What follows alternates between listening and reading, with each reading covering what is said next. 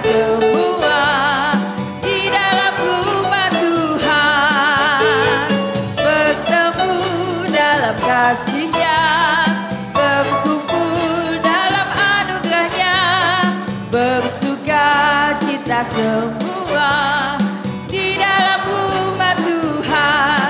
Oh saudaraku dan saudariku, Tuhan cinta dan mengasihimu.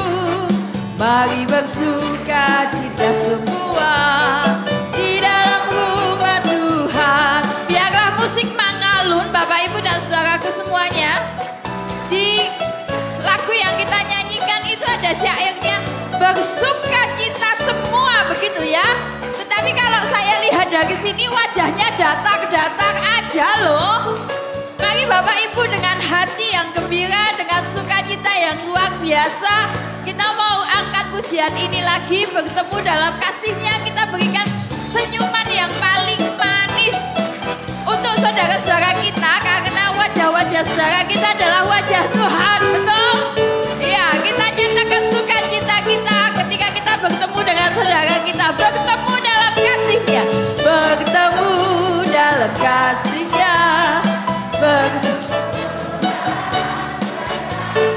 bersuka cita semua dalam rumah Tuhan, bertemu dalam kasih-Nya, berkumpul dalam anugerah-Nya, bersuka cita semua di dalam rumah Tuhan. Gandeng tangannya, saudaraku dan saudariku, tunjuk Tuhan cinta dan mengasihimu. Mari bersuka cita semua di dalam rumah Tuhan. Oh,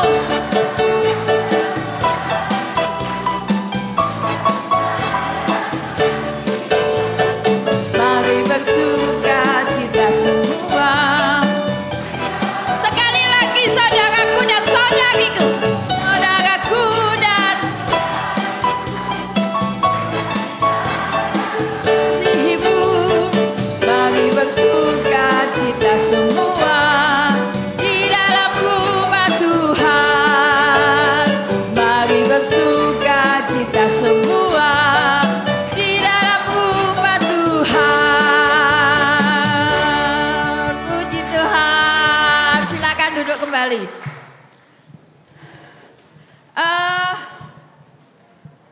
Teman-teman panitia mungkin bisa menghitung berapa ribu jemaat GKI Klaten yang hadir di tempat ini? 5.271 ya. Oke, puji Tuhan.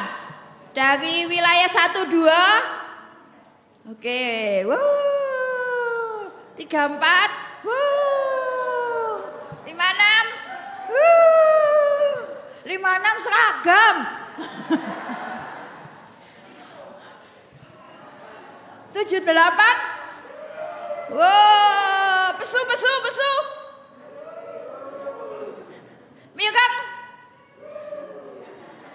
Kakangri. Wah, luar biasa. Mari Bapak Ibu, dalam sukacita kita sore hari ini kita mau datang pada Tuhan, kita mau berdoa. Sungguh kami berlimpah dengan sukacita ya Tuhan, ketika saat ini di tempat ini kami boleh bersama-sama bertemu di dalam kasih Tuhan. Sungguh ini hal yang luar biasa yang Kau berikan kepada kami Tuhan, di mana kebersamaan kami sebagai GKI Klaten boleh terwujud nyata saat ini, dan kami sungguh bersyukur atas semua berkat yang Kau berikan. Dan saat ini Tuhan, kami akan bersama-sama belajar lebih dalam lagi untuk sabda Tuhan, bagaimana kami dengan keluarga kami yang nanti akan disampaikan oleh Bapak Pendeta Paulus Lee. Biarlah Engkau buka hati kami Tuhan, sehingga kami boleh benar-benar merasakan berkat Tuhan dalam keluarga kami. Ya Allah yang penuh kasih, namun sebelumnya kami masih ingin memuji dan memuliakan nama-Mu Tuhan. Biarlah kami boleh merasakan kasih-Mu yang luar biasa. Kami boleh merasakan kebaikan Tuhan yang selalu Engkau nyatakan di dalam kehidupan kami, baik secara pribadi maupun di dalam keluarga kami. Berkati kami semua Tuhan, biarlah kami boleh memuji nama Tuhan dengan sepenuh hati kami. Dan semakin hari nama-Mu boleh semakin ditinggikan dan dimuliakan di muka bumi ini. Bapa yang penuh kasih, jalannya persekutuan kami sore hari ini sampai akhirnya hanya kami serahkan di dalam tangan kasih-Mu. Dan biarlah Engkau sendiri yang tutup bungkus kami dengan kuasa-Mu, sehingga sukacita ada pada kami dan tidak ada gangguan apapun yang akan mengganggu kami. Inilah doa kami Tuhan yang semuanya hanya kami serahkan di dalam nama Putra-Mu Tuhan kami Yesus Kristus. Amin. Ya, Bapak Ibu dan Saudaraku, sebelum nanti Mike akan beralih ke Pak Paulus Lee, kita mau pujikan satu pujian sekali lagi, kita mau menyatakan bahwa Allah itu baik. Amin. Amin. Nanti kita akan lebih merasakan betapa Allah itu sungguh luar biasa. Allah itu baik.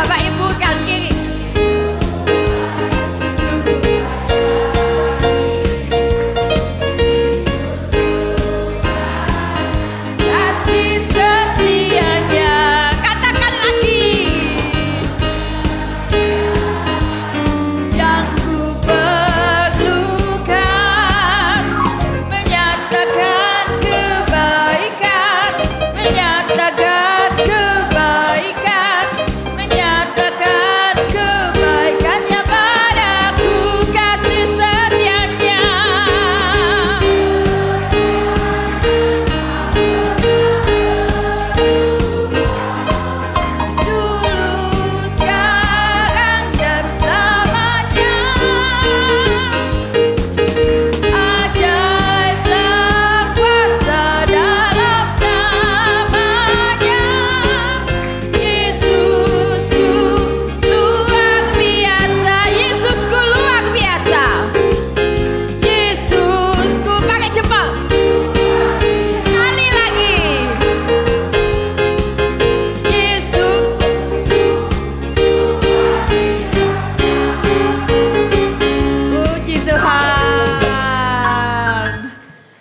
biarlah sukacita hari ini boleh berlanjut bersama Bapak Paulus Lee.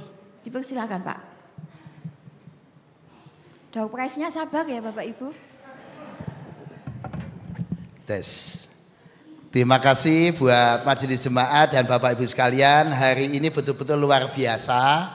Karena belum pernah sejak saya 25 tahun di kebaktian, Gejayan dan lain-lain dikasih sepeda. Belum pernah. Terima kasih Pak Willy, sepedanya udah siapkan. Biasanya itu pendeta kan paling dikasih konsumsi ya kan. Nah, di Klaten dikasih sepeda. Ini luar biasa ya. Nanti saya kayu sampai Jogja. Sampainya kapan? Luar biasa ya. Enggak cuma itu. Sudah disiapkan kado-kado ini. Enggak cuma satu. Pak, saya satu saja Pak. Enggak usah banyak-banyak. Masa disediakan banyak banget ini buat saya? Ya. Ini pasti boleh dia bilang, oh Pak Paulus GR. Ya. Itu bukan buat Pak Paulus, itu buat door prize. Minggu depan ya? Minggu depan ya. Berarti ini cuma buat etok-etok saya. Ya. Enggak ya, ini buat Bapak Ibu sekalian. Tapi ini luar biasa sekali. Tepuk tangan buat GKI Klaten dulu. Nah Bapak Ibu sekalian, memang tema kita hari ini luar biasa ya. Karena temanya tuh penak zamanku toh. Siapa yang suka ngomong begitu? Saya yakin semua kita udah hafal ya. Ini sebenarnya temanya ini menggelitik saya ya. Bahwa semua kita itu punya zamannya sendiri-sendiri. Punya generasi. Dan selalu itu maaf ini. Atau biasanya orang tua kalau melihat generasi muda merasa generasi muda sekarang itu apaan? Iya. Zamanku dulu itu loh, gitu ya kan? Bener enggak? Iya. Sebaliknya anak muda juga sama. Kalau lihat orang tua, wah orang tua itu enggak mengerti anak muda. Kok bisa begitu toh? Iya. Selalu ada perbedaan. Nah, namanya perbedaan generasi. Karena itu seorang yang biasa meneliti tentang generasi, Don Tapscott mengatakan bahwa memang ada macam-macam generasi. Paling tidak ada 6 macam generasi ya. Generasi pra-baby boom, baby boom, generasi X, Y, Z atau A. Dan sekarang katanya udah generasi beta saja, udah mulai lahir. Nah pertanyaan saya, kira-kira Bapak Ibu masuk generasi mana? Kalau lahirnya itu baby boom 46 sampai 64, masih ada po yang 46 di sini? Masih ada ya? Yang termasuk generasi baby boom, tolong angkat tangan. Wah, ini orang-orang bahagia. Iya. Karena banyak saudaranya. Iya. Baby boom artinya anaknya banyak, orang tuanya ya anaknya banyak ya. Kenapa? Karena waktu itu zaman habis perang, orang-orang tua kita merasa nyaman dan pingin punya banyak anak untuk kehidupan yang bahagia. Karena itu baby boom, banyak anak. Ya. Biasanya lalu generasi baby boom juga punya anaknya, biasanya juga lumayan banyak. Ya. 3, 4, ayah saya nggak mau kalah, 8. Ya. Bu Lydia berapa bersaudara? Oh cuma 4, kurang banyak itu. Ya. 4, tapi dulu 8 itu biasa, 6 itu biasa, ya kan? Siapa yang seperti saya ber-8 saudaranya? Wah lah itu, itu nggak baby boom ini ya, ya memang ini luar biasa ya. Tapi itu memang biasa pada generasi. Lalu muncul generasi X, itu generasi saya ya kan, 65 sampai 76. Ada generasi X? Wah ini banyak sepantaran saya. Wah ini, ya ini generasi X, anak-anak generasi boom. Lalu mulai mikir anak generasi X nggak mau punya anak banyak-banyak. Ya. Kayak saya itu 3 cukup. Ya. Lalu muncul generasi Y, 77 sampai 97. Tolong angkat tangan yang lahir di sekitar ini. Ya, saya yakin nggak memikirkan anaknya 8, betul lah. Ya. Paling-paling Pak anaknya 2 aja cukup Pak. Ya. Berapa? Ibu putranya berapa? Lah 2. Kenapa kok 2? Kok enggak 8? Ya, enggak ya. Ya memang beda generasi Pak. Kenapa beda zaman, beda persoalan, beda tantangan, beda biaya hidup juga gitu. Lalu generasi Z. Wah, siapa generasi Z?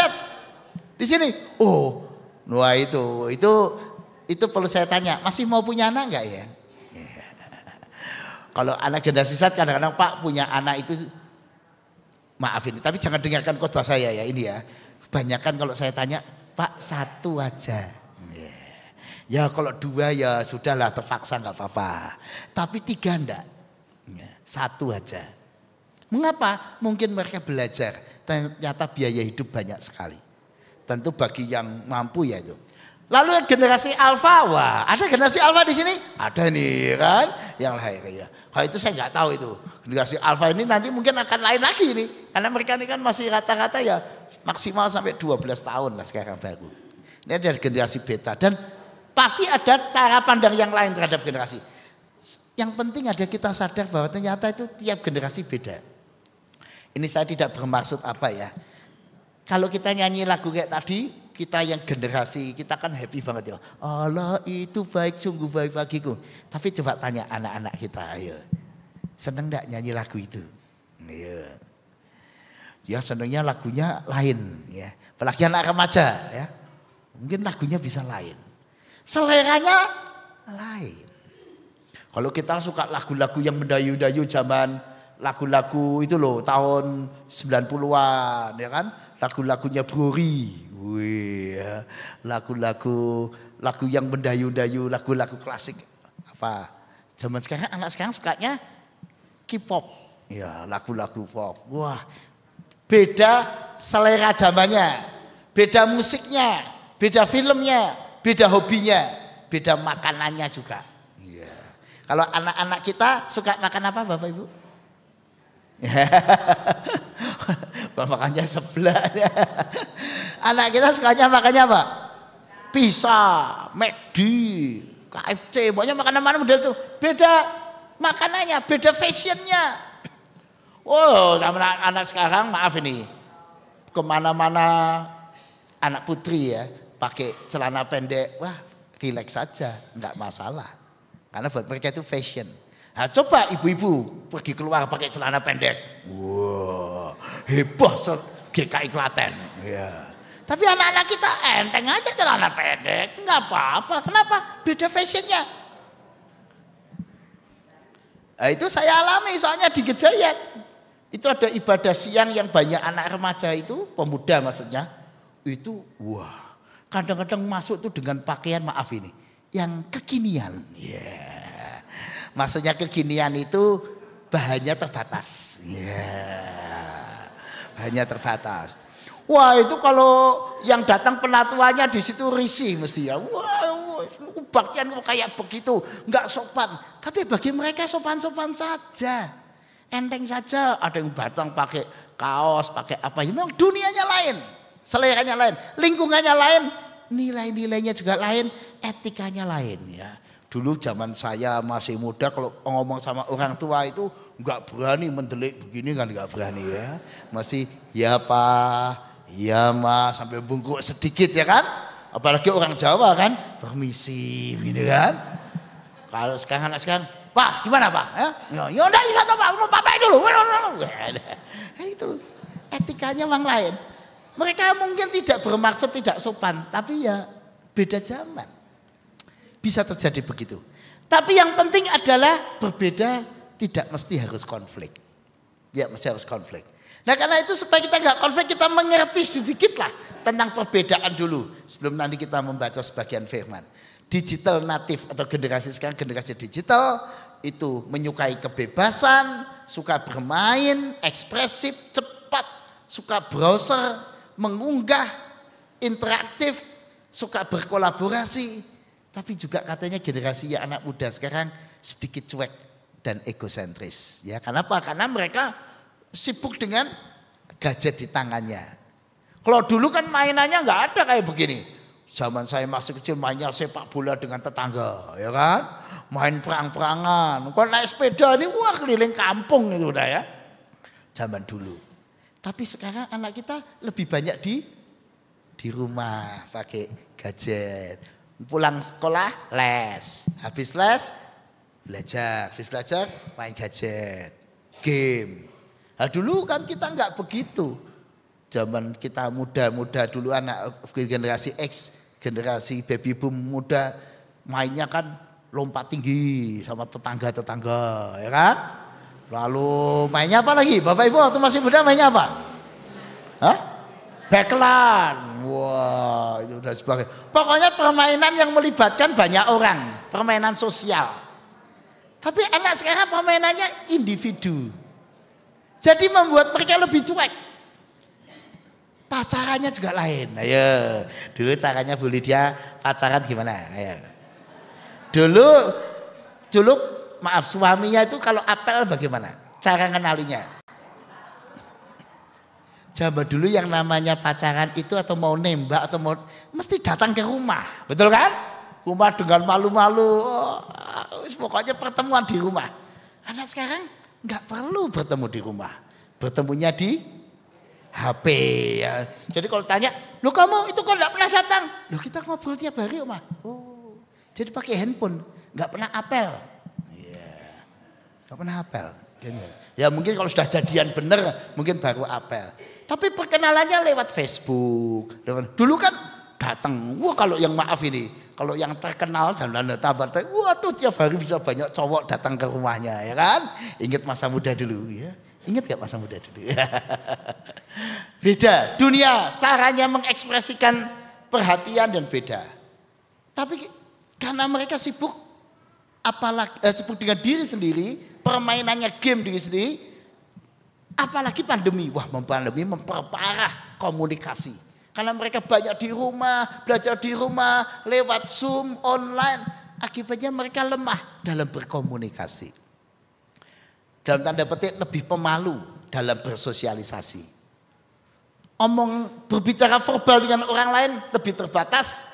Juga ada masalah perbedaan soal sopan santun.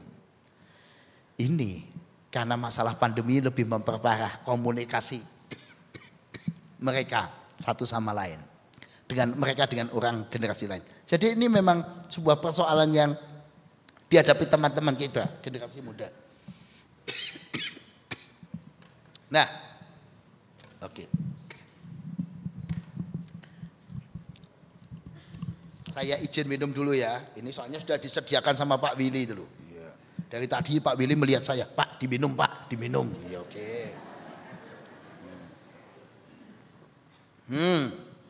Udah saya minum, nggak usah lihat terus gitu. Katanya diminum Pak, diminum ya udahlah. Daripada nanti Pak Willy disediakan minum sama GKI Kelatan nggak diminum, Bapak menghina ya. Ya sudah, saya minum lagi.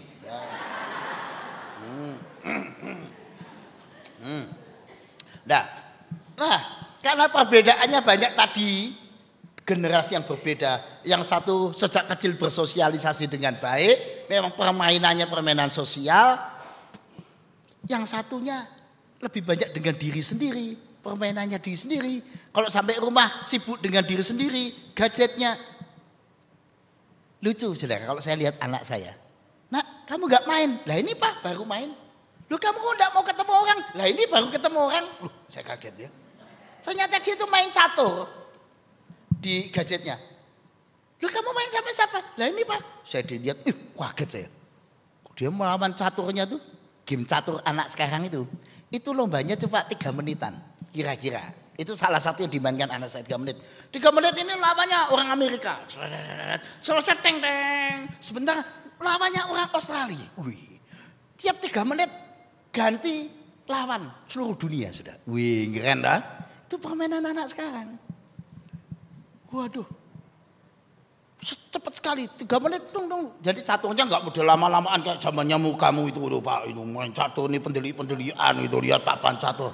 Wah itu sudah nggak ada. Terus kamu hanya pakai ini gadget. 3 menit ganti lawan seluruh dunia. Nah karena perbedaan itu sebagian orang tua nggak siap melihat perbedaan. Nah karena itu diperlukan sikap yang bijak untuk menggembalakan anak-anak era digital. Nah, berkomunikasi dengan generasi digital ini perlu komunikasi yang bagus. Dan intinya komunikasi adalah cara kita menyatukan ya. Itu sebabnya kenapa Tuhan Yesus kok menjadi manusia, Allah yang menjadi manusia, yang nanti sudah kita rayakan dalam peristiwa Natal. Kenapa Allah mau menjadi manusia? Kenapa sih? Kalau saya yang jadi Allah, saya nggak mau kok jadi manusia, repot. Ya. Wong turun kelas jauh kok. Allah yang tinggal di surga yang sempurna harus lahir di dunia yang penuh dengan dosa dan yang jauh kalau dibanding dengan surga. Nyaman di sana sekarang harus menderita di sini, di dunia pikul salib dan sebagainya. Kalau saya jadi Allah saya nggak mau. Tapi kenapa Yesus mau menjadi manusia? Apa sebabnya? Karena Tuhan Yesus tahu bahwa supaya manusia itu bisa diselamatkan dan mengerti rencana Allah. Kalau cuma manusia mendengar saja, nggak mengalami perjumpaan dengan Tuhan, nggak mengenal secara mendalam, tidak ada kesadaran hubungan dengan Tuhan yang dekat, nggak bisa. Karena itu Tuhan mau menjadi manusia, mau mengosongkan diri supaya dekat, dan karena dekat dengan manusia bisa ngobrol dan manusia bisa mengerti. Oh maksudnya Tuhan tuh ini toh. Oh Tuhan mau begini, mau menyelamatkan kita dengan cara begini. Oh Tuhan minta kita hidup yang baru. Oh Tuhan maunya begini. Semuanya menjadi lebih jelas. Itulah berkomunikasi. Komunikasi perlu kehadiran. Komunikasi perlu dialog. Komunikasi perlu merendahkan diri dan seterusnya. Nah karena itu orang tua memang harus hadir dalam perbedaan-perbedaan zaman ini. Berbahagialah saudara yang tinggal di sebuah kota atau di sebuah situasi di mana orang tua, anak, kakek, nenek, cucu itu sering kumpul. Sering jalan bareng. Sering ngobrol, makan bareng, apalagi di rumah makan bersama. Itu kebiasaan yang mahal di zaman ini. Sudah jarang keluarga-keluarga seperti itu. Jangan lihati saya terus. Ya udah, langsung Pak Billy. Ya udah. Udah dikasih Tuhan.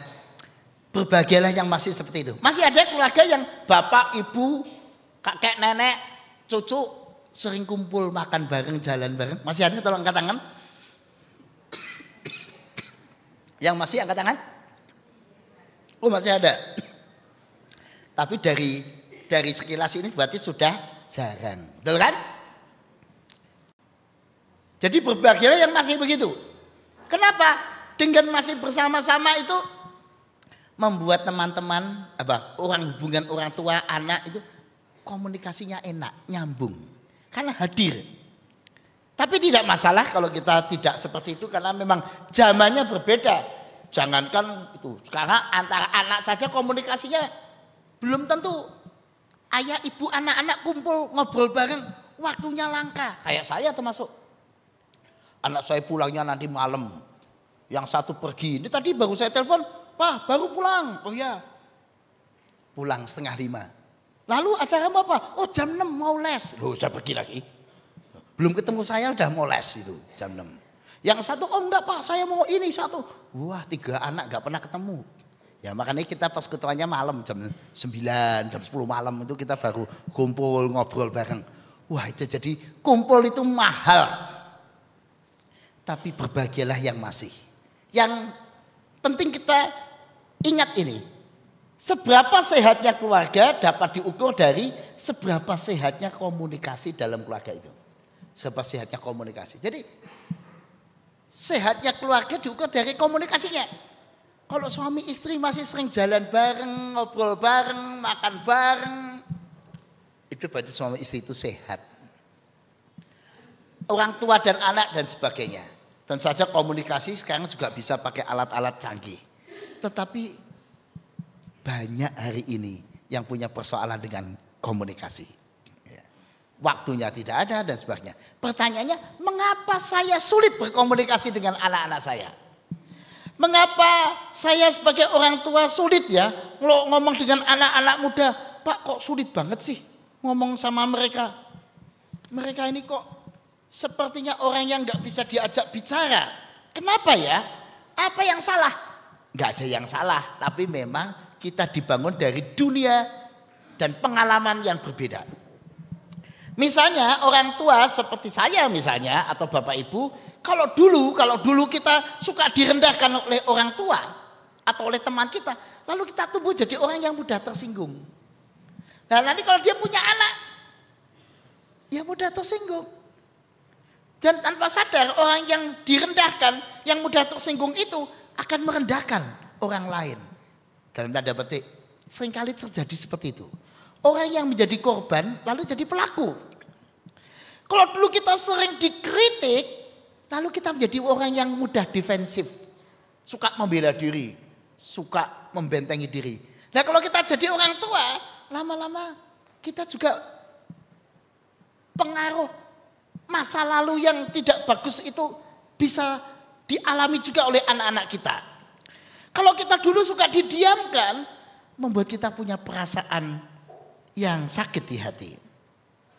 Kalau kita dulu dimarahi orang tua kita suka marah-marah, suka apalagi sampai kekerasan, membuat kita tuh lalu terluka. Lalu pada waktu kita dewasa, tanpa sadar kalau emosi kita mudah memarahi anak kita. Jadi maaf ya, orang tua atau kita yang suka marah itu seringkali korban dimarahin. Seringkali. Jadi akhirnya pengalaman negatif di masa kecil kita bisa menjadi sesuatu yang membuat perbedaan zaman tadi, perbedaan ini makin buruk karena kita punya pengalaman negatif. Jadi masa lalu yang buruk kadang membuat kita lebih fokus dari apa yang salah tentang diri kita, bukan apa yang benar dari diri kita. Akibatnya dalam berkomunikasi dengan anak atau orang lain, kita suka fokus pada apa yang salah daripada apa yang benar. Maka orang tua suka menyalahkan anak. Lihatnya yang salahnya. Kenapa? Karena kita dulu suka disalahkan.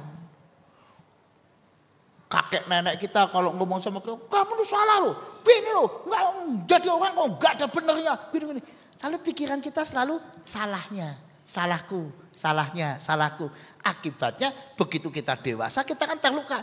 Kalau melihat sesuatu dari anak yang dilihat salahnya. Contoh, anak suatu kali ulangan dapat nilai jelek. Datang kepada bapak ibu. Papa, mama, opa, oma, aku tuh dapat nilai jelek.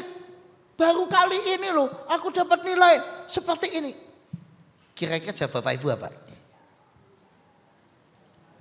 Kita cepat-cepat kan langsung. Nah ya kamu itu main terus, main handphone terus. Nah coba itu jadi nilainya jelek kan. Nah kamu itu loh mau jadi anak itu mau yang begini, yang tekun, yang gini. Weh, jadi khotbah panjang. Mengalahkan khotbahnya Pak Lukas. Bapak Lukas itu khotbahnya panjang ya. Kalau mau khotbah pendek saya Pak Paulus Lee itu khotbahnya pendek. Saya tahu saudara ketawa semua itu. Di Gejayan itu semua tahu khotbah saya paling pendek. Ya. Yeah. Karena Bu Ratna kalau khotbah itu 30 menit, saya 40 menit. Ya. Yeah. Jadi lebih pendek saya ya. Maksudnya memperpendek waktu berakhirnya itu loh ya. Yeah.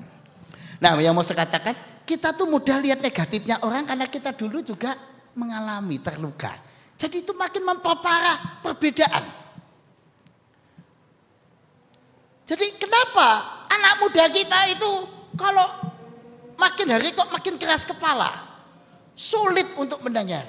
Karena kita cara marahnya, cara menasihatinya kurang bijak. Kita cenderung tidak berkomunikasi bila kita tidak merasa dikasih. Kita biasanya milih diem kalau kita nggak cocok dengan orang lain. Kita nggak biasa mengeluarkan dengan kata-kata yang bijak. Kita tidak yakin akan didengarkan atau ditindaklanjuti, kita milih diem, nggak mau komunikasi. Kita tidak belajar untuk memperoleh sesuatu yang berguna untuk diri. Sebenarnya tidak ada anak yang sulit, tetapi yang ada adalah orang tua yang belum paham anak-anaknya. Nah, maksud saya adalah ternyata ada banyak persoalan yang membuat perbedaan generasi ini makin rumit karena masa lalu kita, karena kurang pemahaman kita tentang parenting dan sebagainya. Nah, karena itu kita perlu belajar beberapa pola asuh. Tapi ini bukan materi kita sore ini. Saya cuma mau menunjukkan ada orang tua yang pola asuhnya otoriter. Sukanya itu mengatur. Ya. Sukanya itu pokoknya, wah ini aturan ya. Ini aturan, kalau ini kehangatan ya. Ini otoriter. Tapi ada orang tua yang demokratis. Ada orang tua yang suka menelantarkan, biarkan aja, permisif. Kalau ini memanjakan, biarkan apa-apa boleh, mau apa boleh. Pak saya mau pergi sama teman saya, pergilah. Ya. Pak saya mau ini, silakan. Ya. Ini permisif, mau minta ini. Jadi pola-pola asuh yang beragam ini muncul dari pengalaman kita, kedewasaan kita dan sebagainya.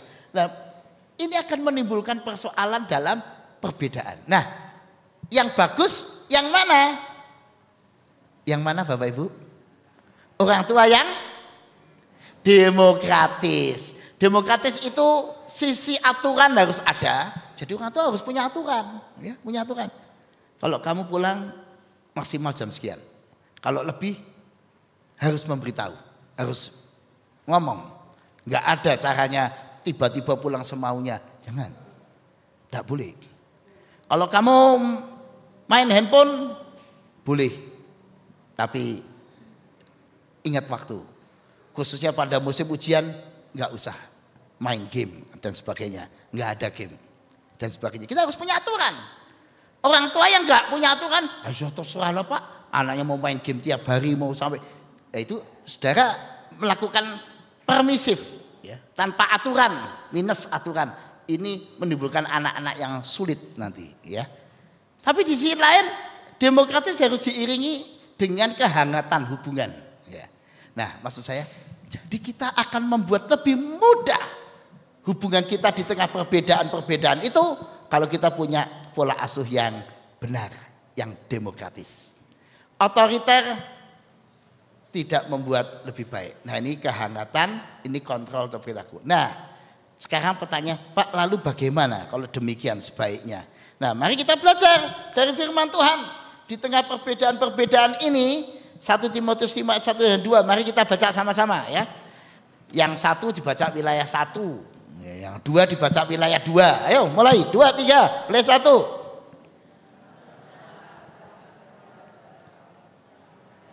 Tegurlah dia sebagai bapa. Tegurlah orang-orang muda sebagai saudaramu. Wilayah 2. Oh ya, wilayah 3 dan 4. Ya, perempuan yang pakai seragam tadi wilayah 3. Perempuan-perempuan tua sebagai ibu dan perempuan-perempuan muda sebagai adik dengan penuh kemurnian. Jadi nasihat Paulus pada Timotius, janganlah engkau keras terhadap orang yang tua, melainkan tegurlah dia sebagai bapak. Artinya kalau menegur orang yang lebih tua itu dengan rasa hormat, dengan respek. Tegurlah orang yang muda tapi juga sebagai saudaramu. Perempuan tua sebagai ibu, perempuan muda sebagai adik dengan penuh kemurnian. Jadi ini perasaan bersahabat. Bersahabat. Memperlakukan sesama anggota keluarga seperti saudara. Dengan hormat, penuh kasih, tanpa memandang usia. Nah ini penting ya. Kalau kita mau dan bisa berlatih terus melakukan hal ini penting. Termasuk suami istri ya. Suami istri kalau berdialog, ya dulu kan awalnya memang ya dimulai dengan cinta, dengan perasaan sayang. Tapi setelah kita menikah setahun, 2 tahun, lama-lama kita harus belajar terus pacaran. Bersahabat dengan dia, berbicara dengan lembut sebagai sahabat terbuka. Nah, lalu orang tua dengan anak juga sama. Antara anak dan sama. Memandang orang lain dengan penuh cinta bagaikan saudara atau suasana keterbukaan. Nah di situ kita belajar 2 hal Bapak Ibu sekalian. Pertama ada yang namanya negatif parenting, ada yang disebut positif parenting. Ya. Kalau Bapak Ibu dan saya di tengah perbedaan itu negatif parenting, apa yang dilakukan negatif parenting? Yaitu misalnya memanjakan anak, itu negatif parenting. Permisif atau pembiaran, dibiarkan. Jadi kita nggak pernah ngontrol anak, nggak pernah tanya tentang ulangannya, tentang perkembangannya, nggak pernah ngajak dialog. Pokoknya dibiarkan saja. Wah itu ngeri sekali. Maka anak-anak akan tumbuh liar.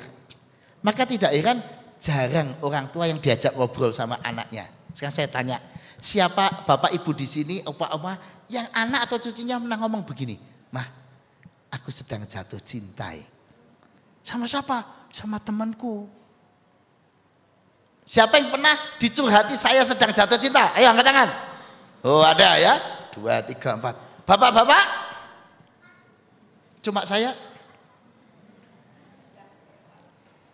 Harusnya yang benar anak-anak itu harus terbuka sama kita ya. Wah, aku sedang jatuh cinta. Kalau sedang begitu bapak-bapak jawabnya apa? Ini penting nih jawabnya. Apa? Pak Willy, ini andai anaknya Pak Willy atau seorang anak muda datang pada Pak Willy. Pak, aku sedang jatuh cinta. Kira-kira jawab Pak Willy ya Pak? Nah, sama siapa? Ya. Jenis kelaminnya apa? Ya. Lah iya. Ya. Ini penting jawabnya ya. Sebab kalau jawabnya salah, kamu masih kecil coba pacaran. Apalagi kalau dia bilang ngomong begini, maaf ini. Mah, Pak, aku jatuh cinta. Tapi orangnya nggak seiman loh Pak. Ayo jawabmu apa? Ini menentukan.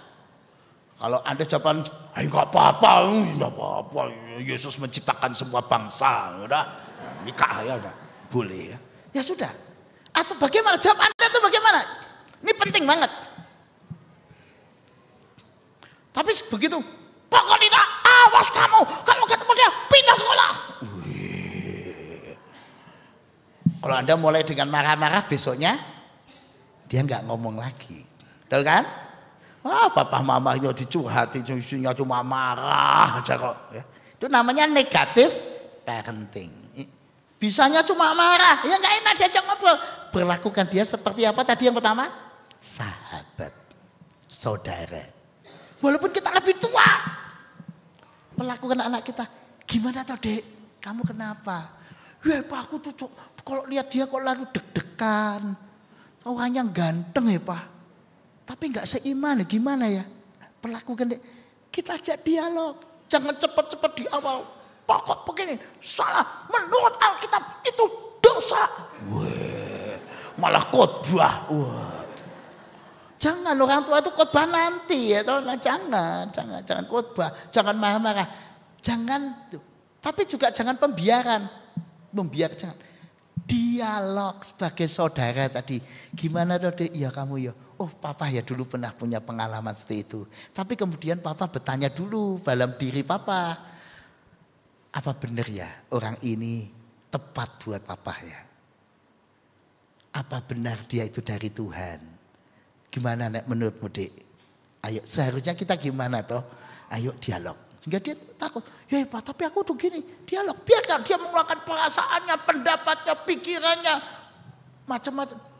Pelan-pelan dialog. Lalu nanti lewat dialog. Jangan tergesa-gesa. Kalau orang tua itu seringkali itu seperti Mike Tyson. Yeah. Kalau masuk ring tinju pengennya menjatuhkan lawan dalam detik kesekian. Yeah. Pengen langsung debat menang. Betul, pokok tidak ya. Mulai sekarang tidak boleh. Wah, ini kok cepet-cepetan ini memangnya persidangan apa ya? Sabar, dialog. Lama-lama teman curhat. Gimana dek? Coba kamu belajar, paham. Yuk kita sama-sama yuk belajar. Apa benar itu yang Tuhan izinkan terjadi? Belajar, diskusi, ngobrol. Lama-lama nanti dia akan mulai ya. Pak, gitu aku salah apa enggak Pak? Ayo kalau mau tanya salah tidak, ayo kita lihat dari Alkitab aja. Yuk kita sama-sama belajar. Dan seterusnya. Orang tua yang enak dalam berdialog itu namanya positive parenting. Ya, menganggap anaknya itu memiliki sesuatu untuk dialog, tidak meremehkan. Tapi orang tua yang permisif negatif, sering konflik, pertengkaran itu negatif parenting. Tidak seimbang hak dan kewajiban. Tidak sinergi pola hidup. tidak satu, ayah dan ibu selalu beda pendapat. Suka membanding-bandingkan, itu bahaya sekali, melukai hati anak. Kamu ndak kayak kakakmu, kamu nggak kayak itu loh, sepupumu. Dia itu anaknya baik, pintar, beginilah kamu ini. Wah itu menyakitkan. Kamu nggak kayak adikmu. Wah itu membandingkan, itu negatif parenting. Orang tua yang mudah marah emosional. Ini negatif sekali. Nah yang benar gimana Pak? Positif parenting. Pengasuhan parenting itu pola asuh secara suportif, konstruktif, dan menyenangkan. Ini kalimat terakhir. Suportif artinya memberi perlakuan yang mendukung. Ayo nak. Wah, aku suka main game. Enggak apa-apa. Tapi kamu harus ingat waktu ya. Ayo kamu main game apa sih? Ayo papa diajarin. Ayo kita main sama-sama. Lalu main. Lalu kita ajarkan. Wah, tapi papa nggak punya waktu loh. Langsung main lama-lama. Papa sediakan waktu sekian. Setelah itu papa mau melanjutkan tugas yang lain. Kamu juga dek. Jangan terlalu lama-lama. Lalu lakukan yang lain. Yuk kita atur waktu. Suportif. Memberi perlakuan yang mendukung. Konstruktif, bersikap positif, dan jangan kekerasan atau menghukum. Dan dilakukan dengan cara yang menyenangkan. Karena itu seorang ayah dan ibu harus punya waktu untuk anak-anaknya. Bu Lydia anaknya berapa tadi? 1. Wah untung banget kamu ya 1 ya. Anaknya 1 berarti menurut ahli parenting ya. Seorang ibu setiap minggu sediakan 1 waktu untuk anaknya. Lalu bapak sediakan 1 waktu untuk anaknya. Masing-masing harus punya waktu untuk anaknya. Kalau anaknya 3, lah itu berbahagialah saudara ya. Masing-masing harus dikasih waktu. Supaya dekat dengan bapaknya dan ibunya. Pak saya sibuk, ayo masing-masing kita sediakan waktu. Mungkin lewat komunikasi, lewat handphone dan sebagainya. Prinsipnya adalah menyenangkan dekat. Menghargai sudut pandang anak dulu. Jangan cepat-cepat disalahkan, dimatikan. Sehingga anak diajak berdiskusi, berdialog tentang apa yang tepat, yang baik, yang benar, yang bijak, yang perlu dilakukan dan yang tidak. Serta apa akibat pilihan tersebut. Contoh tadi, wah aku suka dengan cewek atau cowok beda keyakinan. Ini jangan cepat salahkan, diajak dialog. Itu kalau itu dilakukan akibatnya apa? Apa ada pilihan yang lain atau kenapa? Diajak omong. Dek, kalau kamu lakukan itu, coba kamu pertimbangkan. Itu baik apa tidak baik dilakukan. Menurutmu gimana? Apakah itu tepat?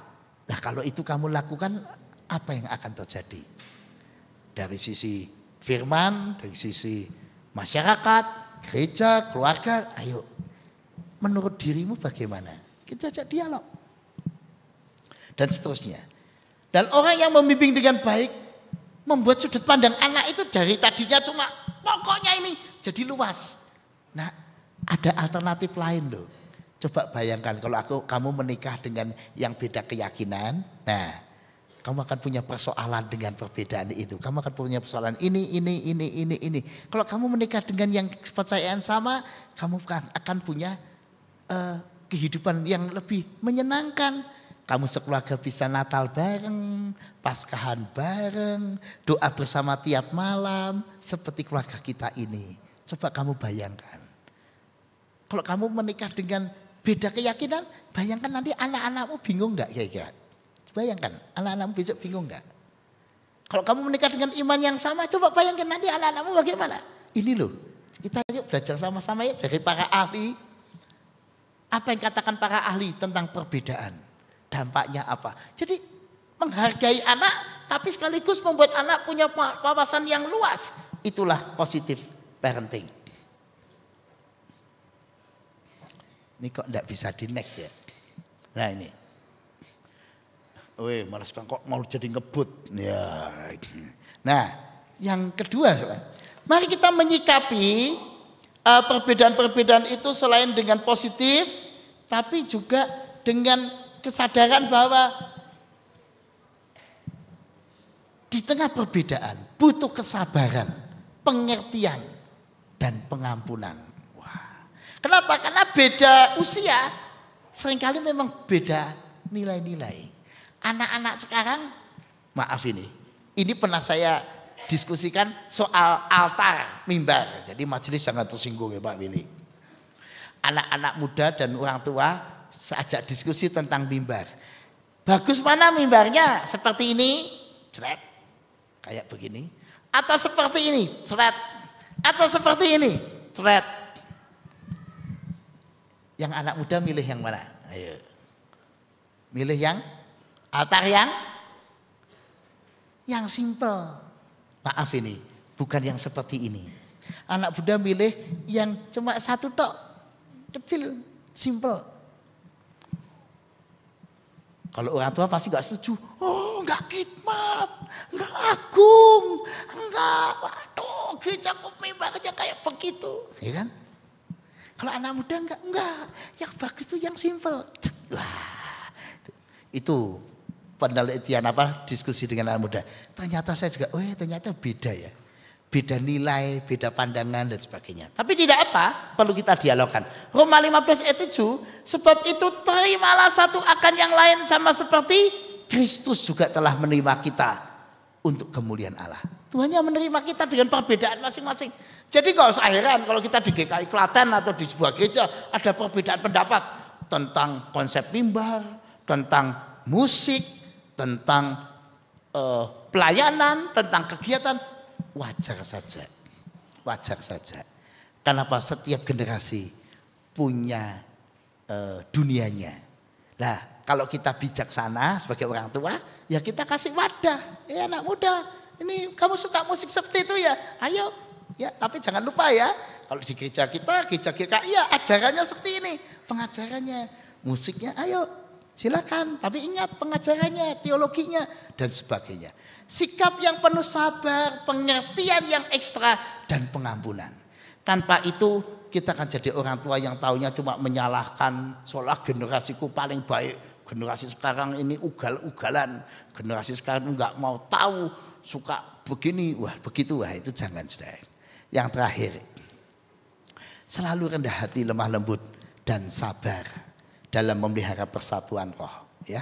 Efesus 4 ayat 2 sampai 3. Mari kita baca sama-sama. 2, 3. Hendaklah kamu selalu rendah hati, lemah lembut dan sabar. Tunjukkanlah kasihmu dalam hal saling membantu dan berusahalah memelihara kesatuan roh oleh ikatan damai sejahtera. Wow, ini luar biasa. Karena Allah Roh Kudus sendiri berjuang supaya gereja dengan segala ragam anggotanya supaya tetap satu. Allah yang sama, Allah Roh Kudus juga berjuang supaya kita, suami, istri, anak dengan perbedaan generasi itu tetap menyatu. Nah untuk itu saudara, selain karya Roh Kudus, karya Allah, ya kita juga harus ikut dalam perjuangan itu. Dengan apa? Ya selalu rendah hati, lemah lembut, sabar. Kalau beda pendapat, itu kata kuncinya, rendah hati, lemah lembut, sabar. Lemah lembut bagaimana kita bersikap, tidak menyalahkan, tidak langsung responsif, tidak langsung menuduh, tidak langsung negatif thinking. Tapi coba dipahami, sabar maunya apa sih anak muda ini? Kenapa kok begitu sih? Coba aku tak belajar seperti Yesus, mengosongkan diri, turun menjadi anak manusia. Yesus kan begitu, untuk bisa berdialog. Nah, setiap orang tua ya begitu. Karena itu saudara-saudara, Bapak Ibu gak usah heran. Suatu kali akan lihat saya pakai celana pendek jalan-jalan dengan anak saya. Mungkin nongkrong di sebuah warung. Karena hobi kami itu nyoto. Ya, saya itu hobi soto. Jadi kalau ada soto di mana-mana, ayo nak cari soto. Wah, kalau soto tuh makan pakai baju yang seperti ini gak enak. Enaknya tuh yang pakai kaos, ya. ISIS, soalnya kan nanti gembrobios gitu loh, wah enak banget ya. Nah itu sambil ngobrol dengan anak, wah enak banget ya.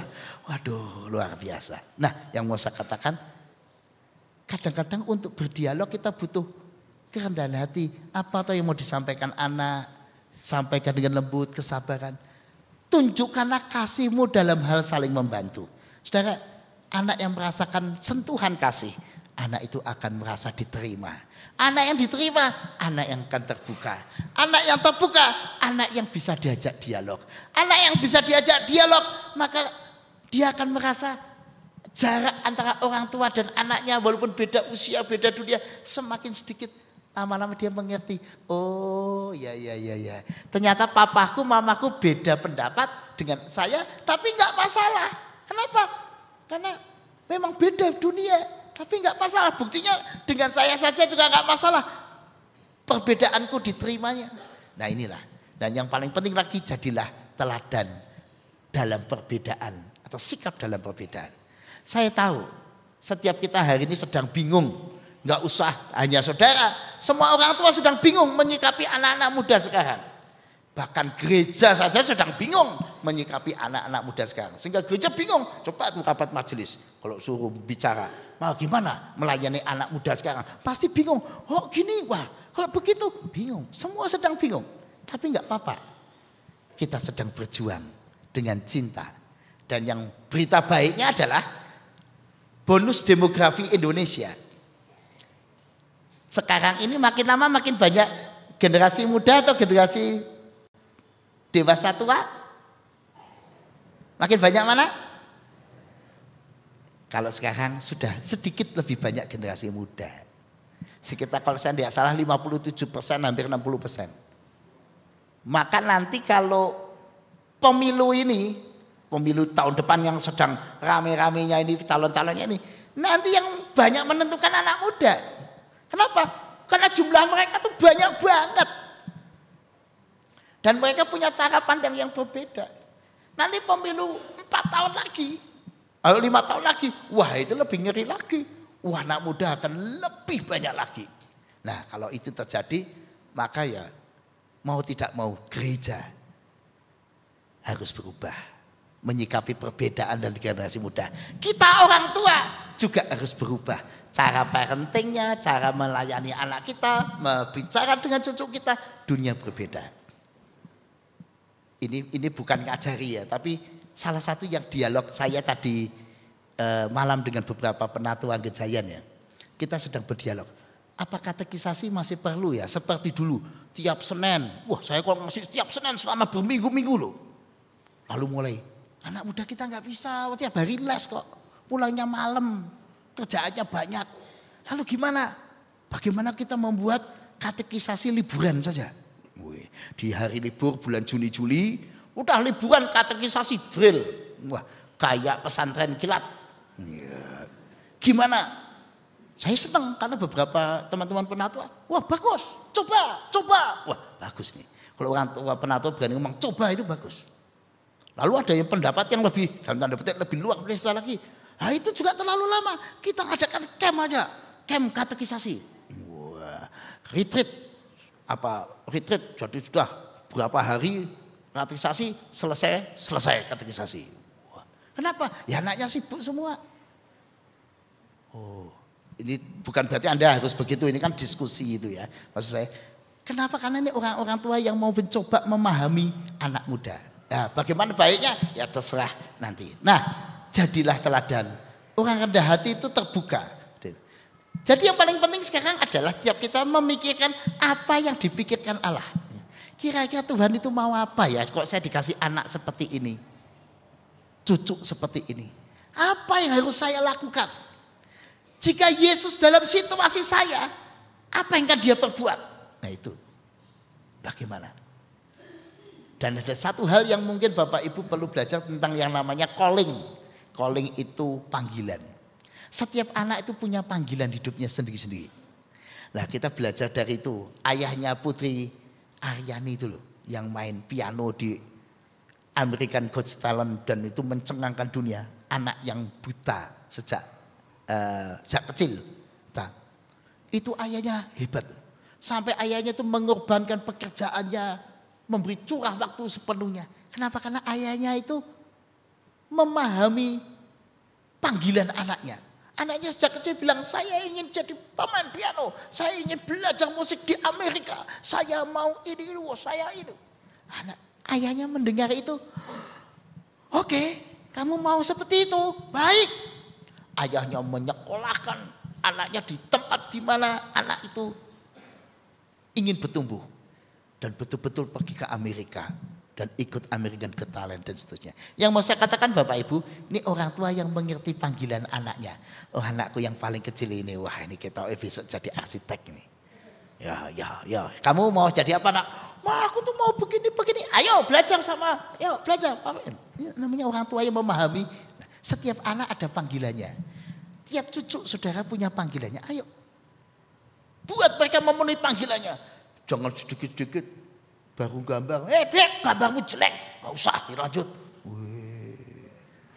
Baru apa sedikit dicacat, disalah-salah. Jangan. Banyak yang itu satu jemaat kami itu mengagetkan. Anaknya suka main game. Ya game itu tidak selalu negatif ya. Asal digunakan dengan benar. Tahu-tahu. Pak aku mau ikut lomba e-sport. Lomba e-sport. Kaget e-sport apa bapaknya aja gak tahu ya. E-sport itu apa toh e-sport? Kalau sepak bola tahu. Ya. Kalau e-sport nggak tahu. Ternyata anaknya itu lalu berkarir di dunia e-sport dan sukses. Saudara mau saya katakan tiap anak punya panggilannya sendiri. Jadi karena itu kita perlu bertanya-tanya zaman ini. Sebenarnya Tuhan itu mau apa nih terhadap anak saya nih? Kok dia begini, kok dia begitu?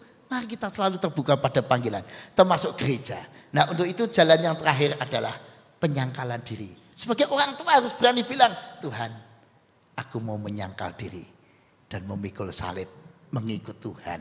Kenapa? Kadang-kadang dengan menyangkal diri, kita belajar untuk menjadi seperti Kristus buat orang lain. Belajar menjadi seperti Kristus buat dunia ini. Nah, penutup penak zamanku toh. Nah. Jadi enak zamannya siapa? Kesimpulannya. Enak zamannya orang-orang yang mau menjadi seperti Kristus bagi orang lain. Tiap zaman mesti penak. Ya. Tapi orang yang gak mau menerima perbedaan mesti gak enak.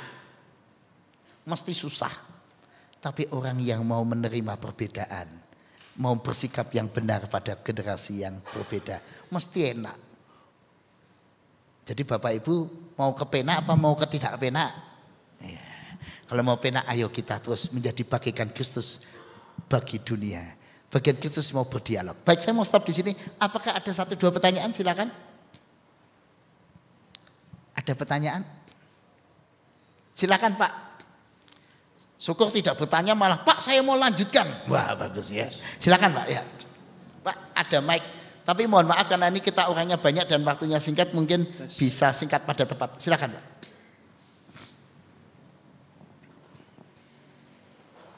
Ya. Pada dasarnya gereja adalah persekutuan orang yang terpanggil Tuhan Yesus. Ya. Jadi persekutuan adalah merupakan dasar dari gereja. Ya. Nah sekarang dengan adanya perubahan zaman, manut zaman kelakone nek cara Jawane, itu akan ada perubahan. Apalagi dengan situasi misalnya kalau di sini adanya pandemi. Persekutuan juga berubah. Kemudian juga adanya teknologi yang canggih dengan adanya HP dan lain sebagainya juga persekutuan akan semakin berkurang. Oleh karena itu kami mohon penjelasan bagaimana untuk dapat mengembalikan persekutuan dalam dasar gereja itu. Misalnya kalau di GKI Klaten dulu ada persekutuan Rabu pagi, sekarang juga ada tetapi dengan Zoom. Bagaimana kalau nanti dapat dikembalikan persekutuan jadi dengan tatap muka dan lain sebagainya. Dan juga dengan adanya seperti tadi Pak Paulus mengatakan dengan generasi muda dengan modelnya seperti itu, bagaimana kalau GKI itu juga menampakkan ciri khas atau identitas GKI. Demikian, terima kasih. Ya, baik. Tapi yang menjawab pertanyaan Bapak itu harusnya majelisnya. Ya. Artinya bergumul dengan majelisnya itu tadi kapan mau tatap muka atau kapan dengan ini. Yang bisa saya katakan bahwa ya majelis tentu kalau melakukan sesuatu dengan penuh pertimbangan. Ya, pasti majelis mempertimbangkan keamanan, kesehatan, macam-macam segi. Ya, jadi saya tidak tahu mengapa sekarang masih pakai Zoom misalnya. Kenapa tidak? Pasti ada. Tapi itu mungkin semacam apa ya? Curhatnya. Nanti majelis bisa menyikapi lebih lanjut dengan sebaik-baiknya. Yang jelas ciri khas GKI harus kita pertahankan. Tapi pertanyaannya ciri khas GKI itu apanya toh? Pertanyaan saya buat Bapak Ibu, yang disebut GKI Klaten itu apanya? Ayo, mimbarnya, gedung gerejanya, organisnya, apa pendetanya, jagonya, ayo. Yang disebut GKI Klaten itu apanya? Oh jagonya, ya sudah asal jagonya masih ada. Gitu. Bila perlu jagonya bawa sini, lebih bagus. Tapi gedungnya kalau misalnya nih saya nggak tahu ya, di belakang mau dibuat gedung yang lebih bagus, pindah di sana misalnya, tetap GKI Klaten nggak? Tetap. Kalau kursinya nggak kayak gini, jadi kursi merah itu tetap GKI Klaten nggak? Kalau musiknya bukan cuma 1 orang tapi 20 orang di sini, GKI Klaten. Kalau yang nyanyi anak-anak ikut nyanyi, tetap ibadah nggak itu? Ibadah Klaten kan? Jadi pertanyaan itu, jadi apa itu GKI misalnya? Yang penting itu Pak, ada fotonya, ada khotbah, ada berkat, ada pengakuan iman, itu GKI Pak. Oke, kalau itu GKI berarti lagunya boleh ya divariasi? Boleh Pak. Musiknya divariasi? Boleh Pak. Ya sudah bagus, benar. Yang penting ajarannya. Nah menurut saya GKI itu ada apa? Salah satunya ajarannya, ciri khasnya. Dalam liturgi itu harus pegang, saya sendiri ya gitu. Karena saya itu lahirnya di GKI ya. Nanti emeritusnya di GKI ya. Tapi lagunya boleh kita variasi pakai lagu-lagu kekinian ya. Boleh dilibatkan. Menurut saya begitu. Tapi mungkin bisa beda pendapat, tidak masalah. Yang penting yang jelas Bapak Ibu perlu tahu PKJ yang sekarang kita pakai. Kan KJ, NKB, PKJ. Dulu itu nggak ada PKJ. Sekarang ada PKJ. Kenapa ada PKJ? Karena kebutuhan zaman. Maka lagu-lagu yang kasarnya dulu lagu-lagu persekutuan diwadahi di PKJ. Maka di PKJ itu ada lagu-lagu yang dulu nggak ada di KJNKP. Ya besok setelah PKJ ada lagi nggak? Bisa ada lagi nanti PKJ. Ada lagi JJK. Tapi mungkin bukan zaman saya sudah nggak ada itu mungkin ya. Maksud saya adalah nggak usah bingung dulu KJNKB juga nggak ada. Setahu saya zaman dulu itu adanya cuma Mazmur, nyanyian rohani, suplemen. Sekarang suplemennya mana? Udah nggak ada ya. Jadi lagunya ganti itu biasa Pak. Musiknya ganti nggak apa-apa. Jadi Bapak ya mengiringi terus sak kuatnya. Tapi nanti ganti pemusik nggak apa-apa, ganti model, ganti suara nggak apa-apa. Jadi apa itu GKI itu? Tapi saya sepakat ciri khasnya dipelihara. Baik, ada pertanyaan lain? Kalau bisa menyangkut keluarga dulu silakan Pak, silakan.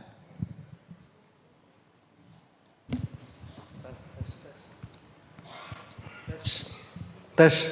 Ya ini Bapak Ibu untuk yang bertanya, panitia sudah menyediakan 10 door prize. Jadi nanti Pak Parlan sama Pak Roni ya. Terima kasih Pak atas kesempatan yang diberikan. Menyambung yang disampaikan tadi bahwa kita sebagai orang tua harus memahami kondisi anak zaman sekarang. Seperti tadi ada 6 generasi itu, mulai dari pre-bomber, baby bomber, baby bus, kemudian milenial, dan yang terakhir generasi influencer. Nah ini bagi saya 2 generasi terakhir ini sebelum masuk ke generasi alpha tadi, yaitu generasi milenial dan generasi influencer itu, kita sebagai orang tua harus memahami karakteristik generasi ini. Kalau kita tidak memahami mereka, akan sulit juga kita melakukan penyesuaian. Akan sulit juga kita menyampaikan penyesuaian kita terhadap mereka kalau kita tidak paham karakteristik mereka. Betul. Anak-anak itu. Maka pada kesempatan ini barangkali Bapak bisa menyampaikan kira-kira karakteristik anak-anak ini seperti apa supaya kami orang tua bisa menyesuaikan, memberikan mengalami penyesuaian terhadap mereka. Terima kasih Pak. Ya terima kasih Pak. Mohon maaf Pak, siapa namanya Pak? Pak Roni. Pak Roni. Pak Roni Pak. Wah, luar biasa. Pak, memang perbedaan generasi ini banyak sekali karakteristik yang berbeda. Tapi karakteristik terus terang ya Itu bukan keahlian saya ya, itu bukan keahlian. Ada banyak ahli yang lebih baik. Tapi yang sedikit banyak tadi sudah saya ungkapkan, misalnya pada zaman sekarang yang anak-anak sekarang tuh menyukai hal yang sifatnya cepat, nggak suka lambat-lambat. Maka mereka juga suka lagu-lagu yang cepat, lagu-lagu yang ngetop, yang model-model kayak rap, lagu-lagu K-pop, lagu-lagu cepat dengan nuansa yang kreatif, seperti pakai musik elektronik. Ya, musiknya bukan musik dari hasil ini, tapi musiknya hasil dari komputer, ya. Suara-suara komputer, suara elektronik, ya. Semacam itu. Jadi mereka punya dunia. Contoh yang lain, mereka sulit disebut dalam tanda petik, zaman kita disebut setia itu sulit. Terutama dalam soal pekerjaan. Anak sekarang memang tipe dia karena dia bisa bekerja di sebuah tempat, pada waktu yang lain dia bisa melompat ke tempat yang lain. Dia dengan cepat menangkap peluang. Ya. Maka kalau anak-anak sekarang itu suka berganti-ganti pekerjaan dengan cepat. Tok pindah ya. Kenapa bisa begitu? Karena memang mereka itu kecepatannya tinggi. Tentu ya ada yang setia, pasti ada. Tapi pada umumnya mereka orang yang cepat. Cepat sekali bergerak bergeser. Anak-anak sekarang karena itu pada mulai generasi Z ya, tidak terlalu suka membeli rumah. Kalau rumah itu artinya berarti tinggal di sebuah tempat lama sekali. Kayak kita toh punya rumah sampai mati kan, kita di situ. Nah anak sekarang kita tidak pingin beli rumah, pinginnya tinggal di apartemen. Ya. Kenapa apartemen? Habis ini pindah sana, habis sana pindah sana, habis sana pindah. Cepat, mobile.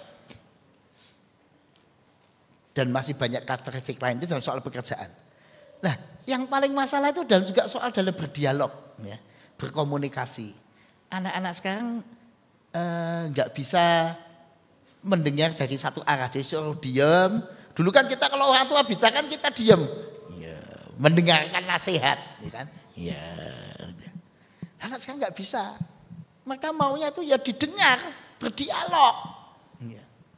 Kalau itu tidak ada cara parenting yang lebih baik selain berdialog.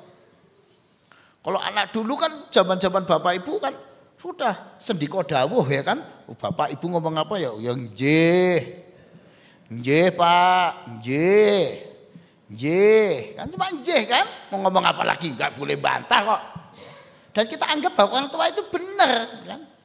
Tapi anak sekarang enggak bisa Bapak enggak bisa begitu berdialog. Nah, karena itu orang tua harus suka membaca, belajar dan sebagainya. Supaya berdialog. Loh, saya itu kalau dalam persekutuan dengan anak saya biasa bertanya soal-soal kenapa Yesus kok Tuhan? Dari mananya Yesus Tuhan? Wah, itu kalau saya enggak boleh ngomong di baru, kamu anak pendeta ngomong begitu ya? Wah, enggak bisa ya. Jawabannya harus masuk akal. Begini loh, apa Alkitab? Wah, mereka suka didengar dan berdialog. Karena kan metodenya chat itu, cek. Ya, kemudian mereka tuh suka, pokoknya mereka mau didengar, enggak cuma mau satu arah. Dan masih banyak lagi Pak, ciri yang lain. Yang jelas pergaulan mereka itu luas banget. Akibatnya mereka tuh wawasannya tuh luas daripada kita orang tuanya. Kita tuh orang tua maafin ya, sukanya kan ya kita suka zaman dulu suka baca buku dan sebagainya. Anak sekarang kita melihatnya tuh dunia ini dari beragam sumber informasi. Jadi pengetahuannya luas sekali. Jadi Bapak Ibu jangan bandingkan saya dengan anak saya. Anak saya itu ngerti banyak tentang dunia. Ya. Kenapa? Karena dia bacanya dong dunia ini. Wah, luar biasa pemahamannya. Tapi memang kelemahannya ya mereka lain dengan kita. Kalau kita kan sukanya baca itu. Ini artis mana nih yang sedang bermasalah. Ya. Ini itu dunia kita lah yang memang gitu. Sukanya nonton drakor drama Korea. Anak sekarang nggak suka nonton drakor. Kita sukanya pakai WA, ya, WA, WhatsApp, ya. Anak-anak kita nggak suka pakai WhatsApp, ya. Lain, ya. Dunianya lain. Kenapa?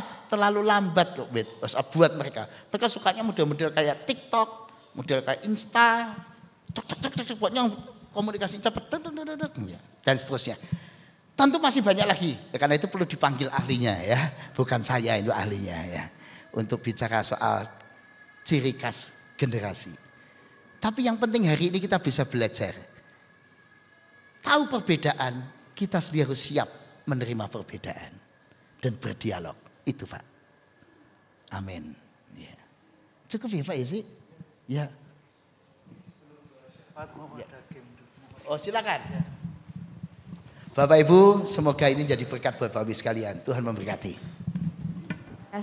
Terima kasih Pak Paulus, tepuk tangan dulu dong. Ya, kita mau bagi-bagi door prize. Sebelumnya di antara Bapak Ibu, kalau di GKI Klaten itu kan cirinya kalau belum menikah tulisannya saudara, saudari gitu kan. Begitu sudah menikah langsung Bapak, Ibu gitu ya. Di antara Bapak Ibu, siapa yang inisial namanya itu sama? Misalnya Doni, Desi kan berarti D dan D. Ayo, ada enggak? Saya enggak hafal juga sih. Hah? Ini suami istri, jadi suami istri inisialnya sama.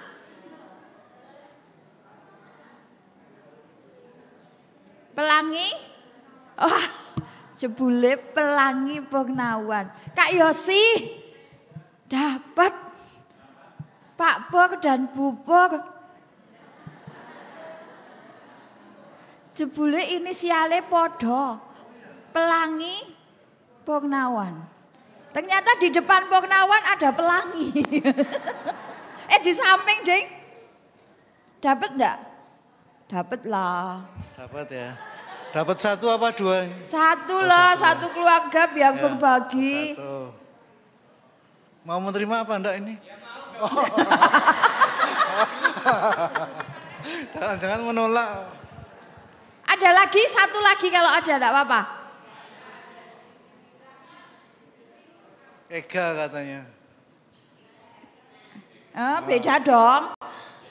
Oh, nah yang satu lagi yang di belakang bisa. Tolong Kak Yosi. Yang hari ini datang berdua loh ya. Hari ini datang berdua loh ya. Yo, yang datang berdua dan inisialnya sama maju. Ya maju gitu aja supaya. Suwen. Boleh maju supaya kita kenal juga. Maju aja. Kalau yuk. Satu. Ya. Bersama pasangannya, maju bersama pasangannya.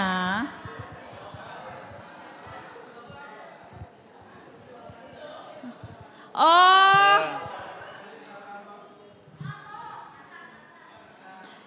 Bentar, Om Kim Syu,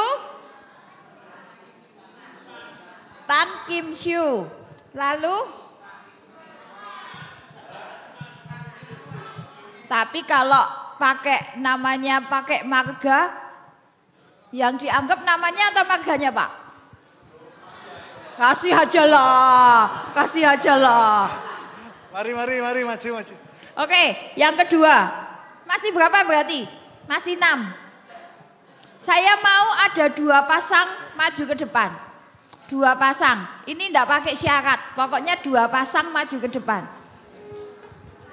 2 sukarelawan, 2 pasang maju ke depan. Ya ini. Mari Bapak Ibu, 2 pasang. Terima kasih. 2 pasang. Ya. Boleh yang masih muda, boleh yang sudah tua. 2 pasang. Ya, Pak Susilo dan Mbak Prihatin, 1 Ega dan Ervina. Yang satu di sini, yang satu di sana. Oke. Ya, 2 pasang. Mereka punya tugas, tapi nanti tugasnya beda ya. Yes. Ya. Enaknya yang mau yang susah apa yang gampang? Ini mau yang Pak Susilo dulu ya. Pak Susilo mau mengenang masa lalu dan Mbak Prihatin, monggo kemari Pak. Mau mengenang masa lalu ketika Pak Susilo merayu Mbak Prihatin. Kurang atas enggak? Atau harus ke atas biar kelihatan ya? Mari. Naik ke sana biar kelihatan. Iya. Iya. Kalau dulu enggak merayu, sekarang Pak dirayunya Pak. Mari di sini.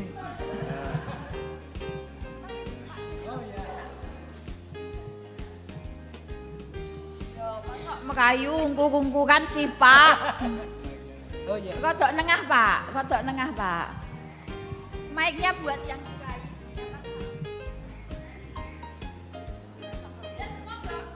Oh ini merayu gitu Bu. Iya.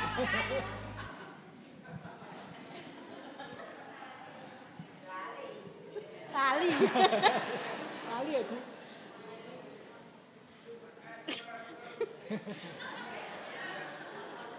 Bu. Ojo Bu ae. Oh yang apa kamu sudah capek kerja seharian? Capek Kakanda. Ya mari sini saya pijitin. Nggak dipijitin, minta uangnya aja. Ya ini saya sudah kerja seharian, ini uangnya semua untuk sayangku. Ya masa untuk tetangga. Cukup yuk kasih tepuk tangan Bapak Ibu. Semoga. Terima kasih Pak Susilo. Nah sekarang tugasnya Ega dan Ervina. Ini ceritanya nih, suatu saat Ervina lagi melihat Ega lagi ketemu sama cewek. Entah pokoknya ketemu sama cewek. Entah itu urusan apa, entah itu mantan. Pokoknya Ervina melihat bahwa Ega bertemu dengan cewek. Gitu ya. Ya urusannya yang positif jangan mantan lah. Kalau mantan kan terlalu dilalah, pas lagi urusan bisnis begitu loh, urusan pekerjaan ketemu. Tapi kan Ervinanya nggak tahu kalau ketemuannya itu karena urusan pekerjaan. Ya ini berarti yang berperan Ervina lebih banyak dong. Ayo. Tengah dong Kak. Iya loh, pokoknya Ervina lihat Ega terus ketemu cewek. Meskipun aku nggak tahu kalau dia ceweknya tuh lagi sebenarnya urusan pekerjaan. Ahlinya interogasi, betul. Tadi ketemu siapa kok? Ketemu temen. Teman-teman yang mana? Partner bisnis. Kamu kenal kok. Oh, Ci Alvina. Iya, kok tahu? Ya, partner bisnis kan? Ya kan ada yang lain. Oh, yang lain siapa? Ya yang ketemu Alvina. Oh iya, ya udah bagus. Bisnis baru berarti tambah cuan. Ya. Ini ternyata mikirnya tambah cuan ya. Luar biasa. udah. Kak, mau dihabiskan Kak? Oh ya, makasih. Apalagi Masih ini berapa? Lydia. Masih berapa? Kita masih ada 4 door prize. Masih ada 4. Bapak Ibu, kita tidak menutup kemungkinan nih bahwa di antara kita ini ada Bapak Ibu yang sudah menjadi single parent karena ditinggal karena pasangannya meninggal dunia begitu ya. Di antara Bapak Ibu adakah yang sudah lama banget menjadi single parent? Ya, jadi ini kita mau memberikan door prize untuk Bapak Ibu yang menjadi ayah atau ibu tunggal setelah ditinggal pasangannya. Tapi yang paling lama. Oh, dan tidak memilih untuk tidak Tante menikah Ida lagi. Dulu, sudah berapa tahun Tante Ida? Dari tahun 99 berarti sudah 24 tahun. 24 ada tahun. Yang lebih ada yang dari lebih lama. 24 tahun. Itu Bu Kasti, Bu Sama Kasti. dengan Bu Ira juga 24 tahun. Bu Kasti, Bu Kasti. Itu loh belakang itu Bu Kasti. Oh, sebentar. Bu Kasti. Bu Kasti berapa lama, Bu? Dari tahun berapa? 37 tahun. Bu Kasti 37 tahun. Oh iya. Berarti dari tahun berapa ya itu ya? 90? Dari tahun 90. Ada lagi yang ada yang lebih lama? Mbak Warsini, betul ya? 93, 30 tahun masih lebih lama Bu Kasti ya, 37. Oke, sepertinya tidak ada yang lebih lama dari Bu Kasti. Baik, kita akan memberikan door prize untuk Bu Kasti menjadi inspirasi untuk Bapak Ibu yang ditinggal pasangannya. Kita terima kasih. Berarti masih 3. Di antara Bapak Ibu ada yang membawa Alkitab. Alkitab dalam bentuk buku loh ya, bukan dalam bentuk HP. Oh, ada berapa? Sekarang gede-gedean. Enggak, ada 2 ya. Mari. Ada banyak. Oh, ada banyak. Baik. Sekarang gede-gedean. Sekarang yang membawa Alkitab cepet-cepetan ya. Saya minta untuk Pak Paulus Lee menyebutkan 1 ayat yang paling cepat membuka nanti yang akan dapat door prize.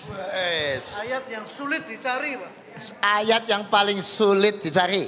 Wah, ini yang sulit yang mikir ini. Ya oke. Siap ya. Yeremia 29 ayat 11.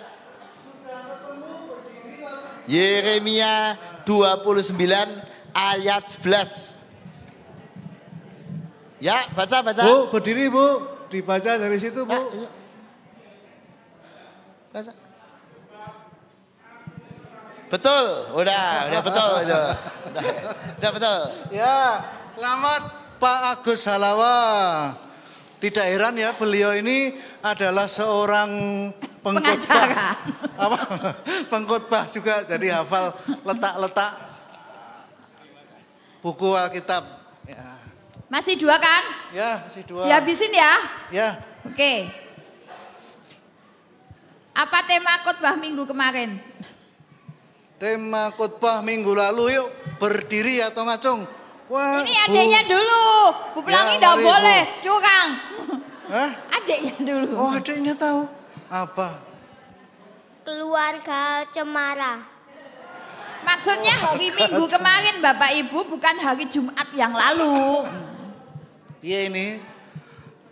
Betul Jumat lalu. Oh ya, Jumat lalu. Oke. Oh, ingat ini datang ini berarti ya luar biasa ini.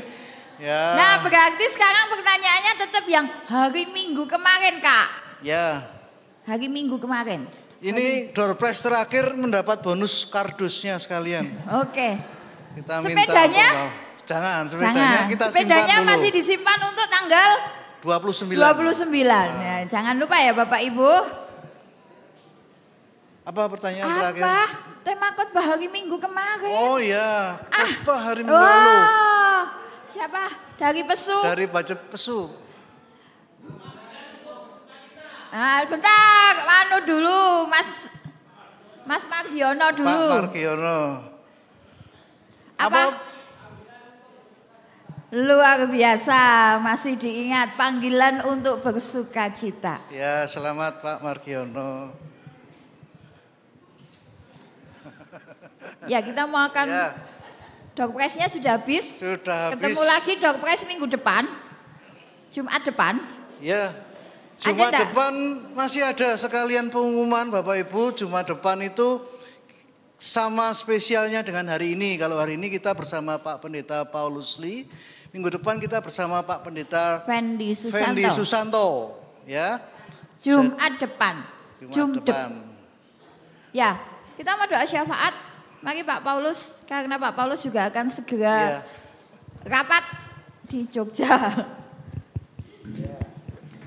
Bapak Ibu, saya diminta untuk naikkan pokok-pokok doa yang dari sebagian pokok doa yang sudah ditulis oleh Bapak Ibu di buah-buah ini. Mari kita sama-sama berdoa. Ya Tuhan, kami bersyukur bersama dengan keluarga kami di masa penghayatan hidup berkeluarga GKI Klaten, yang mana sebagian dari kami sudah memasukkan pokok-pokok doa, dan kepadamu Tuhan kami bawa pokok-pokok doa ini. Kami berdoa supaya pasangan Bapak Ibu bisa menjadi pasangan yang sampai akhir hayat dapat melayani Tuhan. Juga berdoa untuk kerukunan antar anggota keluarga supaya semuanya mendapatkan suasana bahagia dengan menjadi bagian yang memberikan kerukunan atau membuat rukun anggota keluarga. Saya berdoa untuk anggota keluarga dan keluarga-keluarga yang hari ini mengalami masalah keuangan, supaya mereka dibebaskan dari masalah-masalah keuangan. Juga secara khusus untuk Bapak Ibu kami yang single parent, supaya dapat pertolongan, kekuatan dan penghiburan Tuhan, bahkan berkat Tuhan dalam melanjutkan perjuangan mereka sebagai orang tua tunggal dalam mendidik, menemani anak-anak mereka. Kami berdoa buat keluarga supaya dapat menjadi keluarga yang damai sejahtera dan menjadi saluran berkat bagi sesama sekelilingnya. Saya berdoa buat keluarga yang merindukan untuk saling mengampuni, supaya terjadi pengampunan yang tulus dan total, sehingga segala masalah yang sebelumnya menjadi kepahitan bisa dikalahkan dan diselesaikan. Biarlah oleh kasih karunia dan pertolongan Tuhan mereka dimampukan untuk saling mengampuni. Kami berdoa untuk anak-anak kami supaya lancar dalam studinya. Juga untuk anak-anak kami yang membutuhkan teman hidup dan hari ini masih berjuang untuk mendapatkan teman hidupnya. Tolonglah mereka Tuhan, karena di zaman ini mereka sangat membutuhkan pertolongan Tuhan untuk mendapatkan teman hidup mereka. Kami berdoa untuk usaha Bapak, Ibu dan saudara kami semua ini supaya dapat berjalan dengan baik dan dapat mencukupi kebutuhan keluarga. Dan kami berdoa juga untuk mereka berjuang untuk pekerjaan. Karena banyak di antara kami yang membutuhkan pekerjaan Tuhan. Karena itu tolonglah supaya yang membutuhkan diberikan hikmat untuk mencari atau menemukan pekerjaan yang tepat. Dalam pertolongan-Mu kami mohon. Kami juga berdoa untuk yang sakit supaya mendapat kesembuhan. Juga yang lemah tubuh Tuhan berikan kekuatan. Termasuk mereka yang sekarang ini masih ada dalam persoalan-persoalan hidup. Bila kekuatan dan pertolongan Tuhan dan hikmat Tuhan memberi mereka pertolongan menghadapi masalah-masalah tersebut. Juga kami berdoa untuk orang tua dan kami semua yang hari ini bersoal dengan masalah waktu. Supaya kami bisa bijaksana mengatur waktu sehingga kami punya banyak waktu untuk orang-orang yang kami kasihi. Berkati juga untuk mereka hari ini berjuang untuk merindukan anak atau anak-anak yang dari Tuhan. Bila Tuhan menolong supaya pada waktunya mereka memiliki anak yang terkasih titipan Tuhan itu. Segala persoalan Tuhan tolong supaya mereka bisa menemukan problem-problem apa yang membuat terhambatnya belum dikarunia anak. Kalau ada masalah medis, kayaknya Tuhan tolong supaya itu ditemukan. Tapi Tuhan juga melengkapi pasangan-pasangan tersebut dengan anak-anak kasih, anak-anak yang terkasih dari Tuhan. Kami juga berdoa untuk anak kami, orang tua kami, keluarga kami yang ada di luar kota. Supaya semuanya dapat perlindungan dari Tuhan. Supaya semuanya aman dalam perlindungan Tuhan. Dan kami juga mohon berkat-Mu untuk setiap kami yang menulis pokok-pokok doa dalam kotak atau dalam kertas-kertas buah ini Tuhan. Bila Tuhan berkenan untuk mendengar doa-doa mereka. Berkatilah tiap-tiap permohonan ini. Kabulkanlah seturut kehendak-Mu. Dalam nama Bapa, Anak dan Roh Kudus kami berdoa. Amin.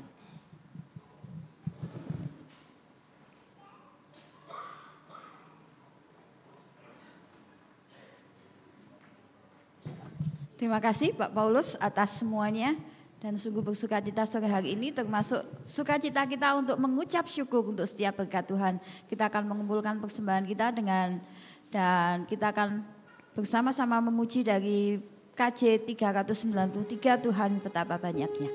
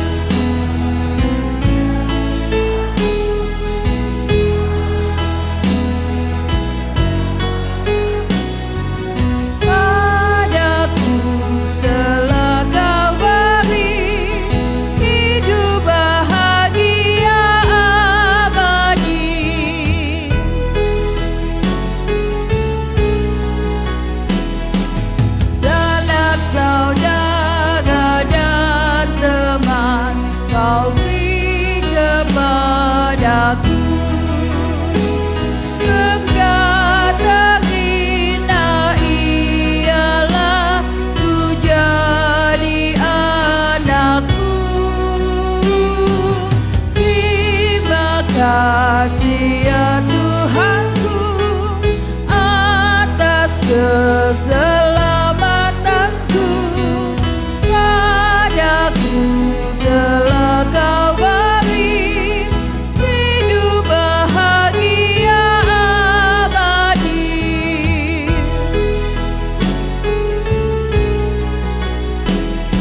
Setiap hari rahmat-Mu tiada putusnya. Anakku puji nama-Mu tetap selamanya. Terima kasih ya Tuhanku atas keselamatanku. Padaku telah Kau beri hidup bahagia abadi.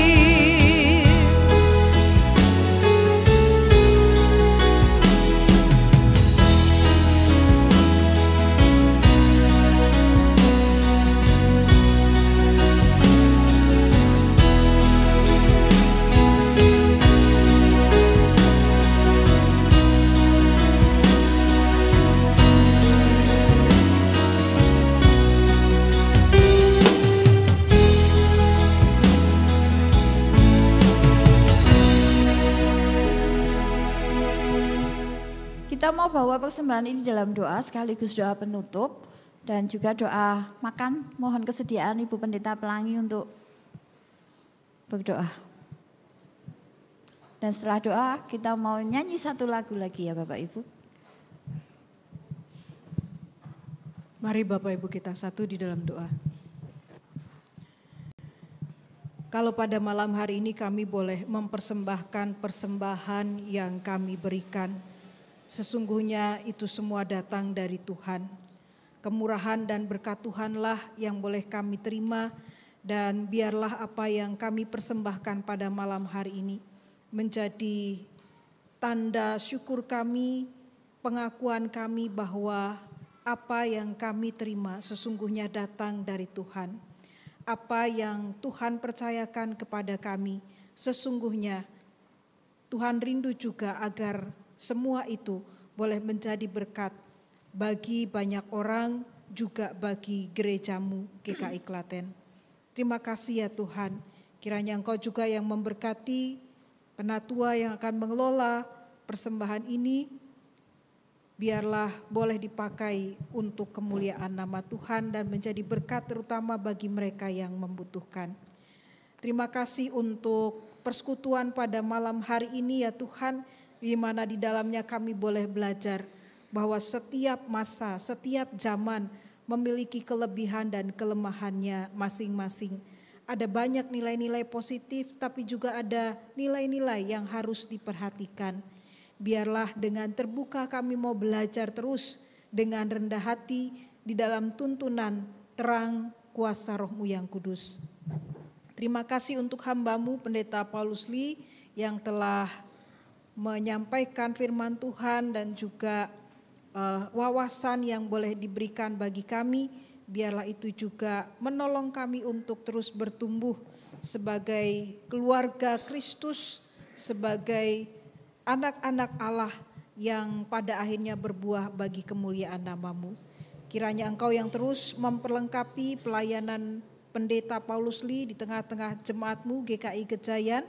Tuhan juga terus yang memberkati beliau bersama dengan istri serta anak-anak di dalam menapaki jalan panggilan yang Tuhan percayakan kepada Pak Paulus bersama dengan keluarga. Bila sebentar beliau juga akan kembali ke Jogja, kiranya Tuhan pimpin sertai lindungi dalam perjalanan, boleh sampai di Jogja dengan selamat tanpa kurang suatu apapun. Terima kasih ya Tuhan. Juga di dalam kebersamaan kami malam hari ini, kami hendak menikmati berkat Tuhan dalam makan malam bersama. Biarlah kehangatan persekutuan boleh kami rasakan melalui kebersamaan kami di dalam menikmati berkat Tuhan ini. Untuk tangan-tangan yang telah menyediakannya, biarlah Tuhan juga yang memberkati. Terima kasih Bapa, inilah doa kami yang kami panjatkan di dalam nama Tuhan kami Yesus Kristus. Amin. Ya, terima kasih Bu Pelangi. Bapak Ibu dan Saudara, tadi yang dikatakan setiap orang ada zamannya.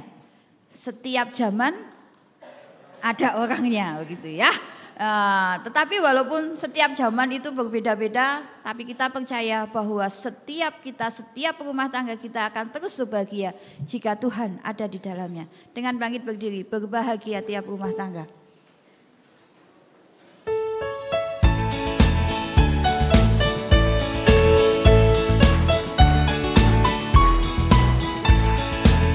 Berbahagia tiap rumah tangga di mana kau lah tamu yang tetap dan merasakan tiap sukacita tanpa Tuhan ya tiadalah lengkap. Di mana hati girang menyambutmu dan memandangmu dengan berseri. Tiap anggota menanti sabdamu dan taat akan firman yang kau beri.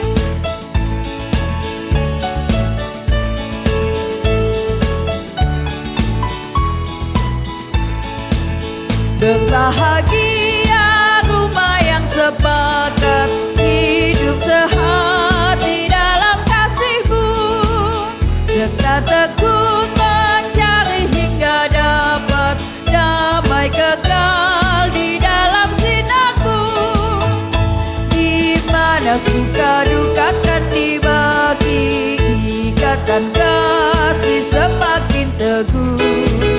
Di luar Tuhan tidak ada lagi yang dapat memberi berkat penuh. Silakan duduk dulu. Mungkin dari panitia ada pengumuman?